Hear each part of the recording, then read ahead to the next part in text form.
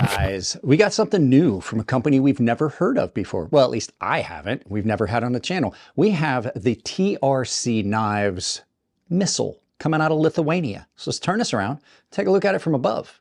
All right, guys, you may have seen this on a couple of the live feeds that I've been doing recently. This is that Trc Knives M-1Sl or missile. And we're going to talk about it quick. I haven't done anything with this. It has literally just been in this box. So we're going to talk about it. We're going to pull this out and we're going to get the box out. But you can see Blades of Honor, Tales of Men, Trc Knives. Now these are made in Lithuania. So let's get this box out of the way and get into some of the stuff.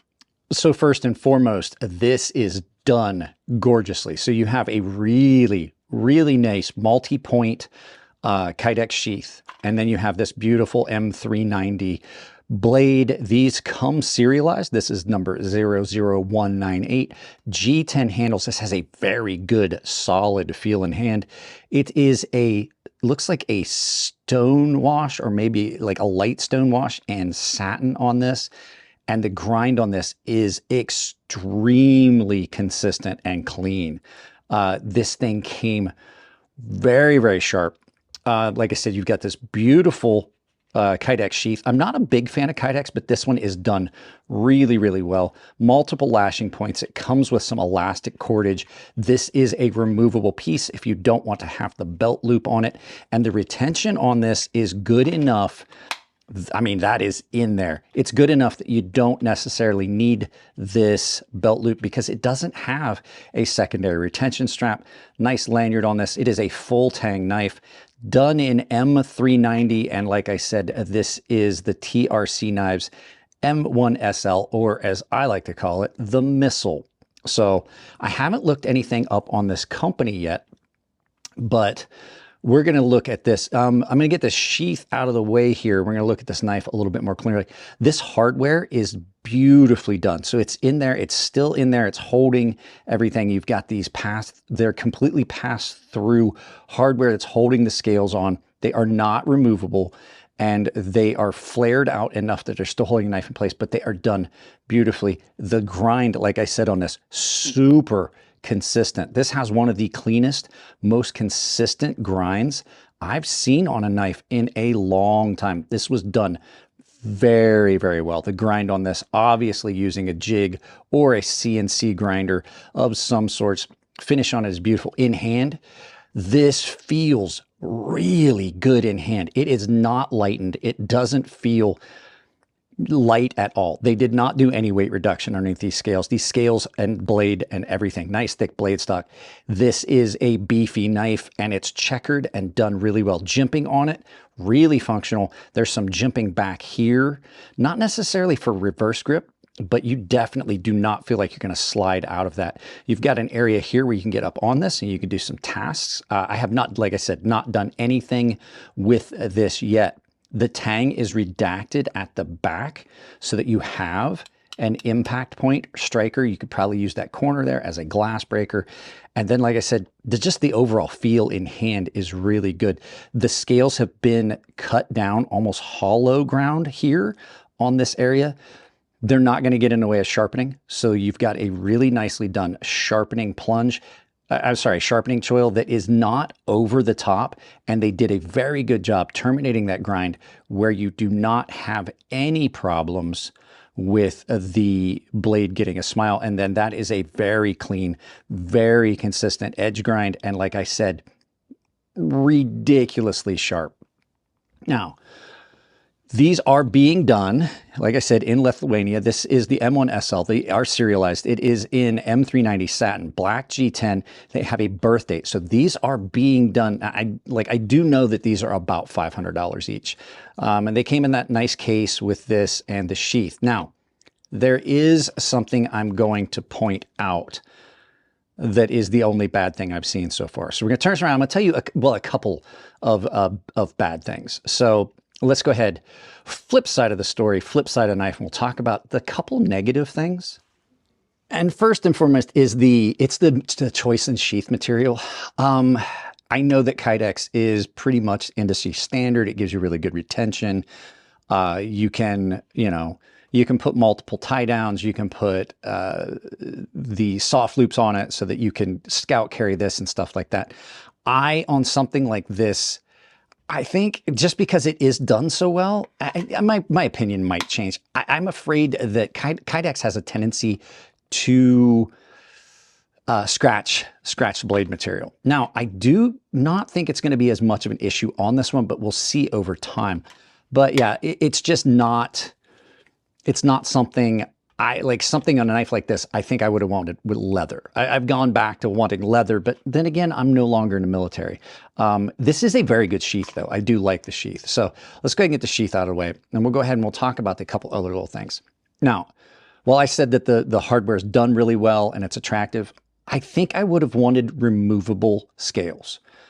M390 is not as prone to rust as not as prone to corrosion and oxidation as a lot of other steels. However, in a wet environment, you can still get, even though these are on there and they're on there tight and there's probably some epoxy up under here, you can get moisture under here and then you can get corrosion. And once corrosion starts, it's almost impossible to stop it, especially if it's up under here. And if you can't remove those scales to clean up under it, make sure it's good and dry, it's not the best idea. I would have wanted removable hardware. Back to the sheath. I do believe they have a leather option. My apologies on that. And then the next thing is really one that like, I can't figure this out. And it's the HRC on it. The like M390 is a steel I want at a higher HRC than 6061. I definitely do. Especially if I'm paying the premium for that steel. Like I said, the guy that sent this to me, this is Winston Cobretti. It's here for review. He paid upwards of almost $500 for this, which means he's paying for that premium material, but he's getting it done in a Rockwell that's just not going to hold up. Now, it could have been done that way to aid in impact resistance, but in my experience, having made knives in 20CV, which is a very similar material to M390, even at the higher Rockwell, you've got really good impact resistance. It doesn't get as brittle as you would think, even at 64, 65, which is what I typically was doing. And they've been tested by a very robust group of military members. The customs have been. And so I just think that for me is just, I would be like, man, like if you could have gotten me closer to 62, 63, I would have been way happier with this. I don't think I would have paid that premium price for that material in that HRC. Now, all of the other work that's on this is just stellar, and I really dig it. I'm gonna have to go to their website and see what else they have offerings as far as materials and what they're running them at. To do that good of work and then just have kind of a substandard heat treat. Other knife reviewers have talked about how that can really just throw it off. Like, why pay the premium if you're going to give me something that's not going to hold an edge as well as something in, say, 14C28N at a proper heat treat? So that's all I got to say. We'll see. Sometimes things can surprise you. We'll see how it holds up. I'm not going to do a lot of heavy duty things with this. It's not my knife. It's just here simply for review.